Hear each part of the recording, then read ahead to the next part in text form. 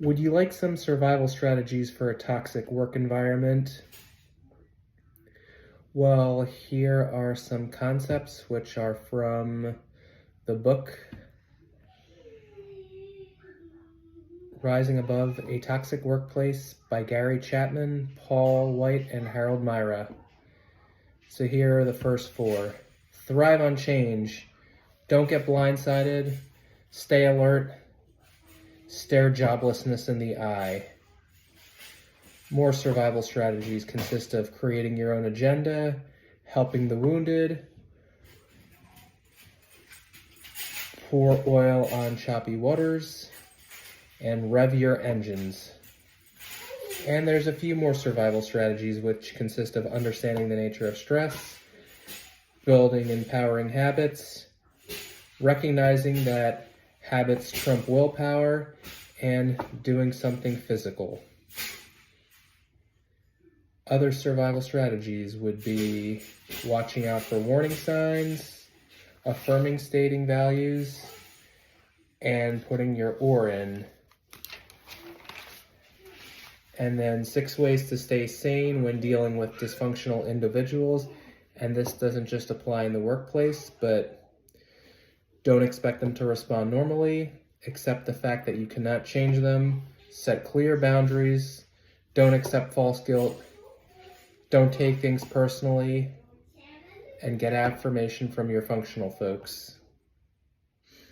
And then handy list of survival strategies for a toxic boss would consist of gaining perspective, keeping bitterness at bay, facing your fears, standing tall, diverting the deadly stream.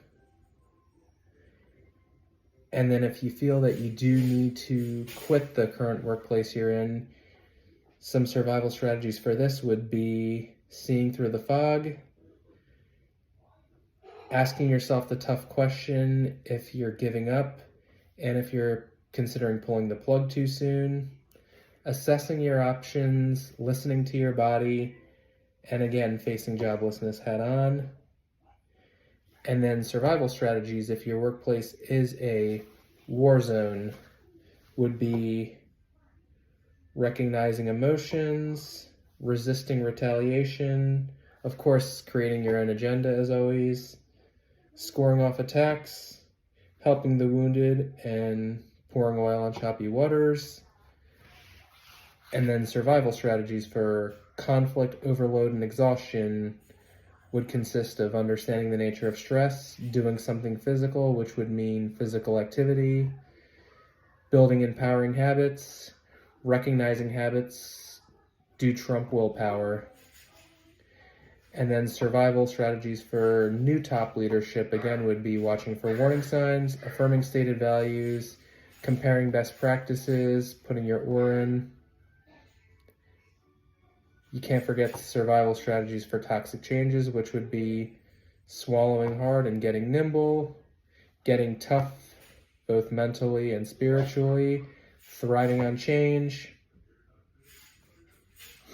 And then let's say you're in mid-level management and you are in a toxic environment.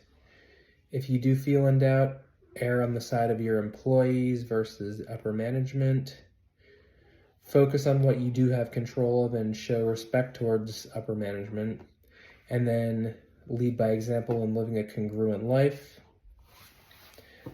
I know this was a mouthful and it may have been repetitive at times, but hopefully you can take something away from it. Let me know if I shall make my content shorter in future videos. Anyways, have a good day, everybody. Click like, subscribe, and comment down below. Deuces.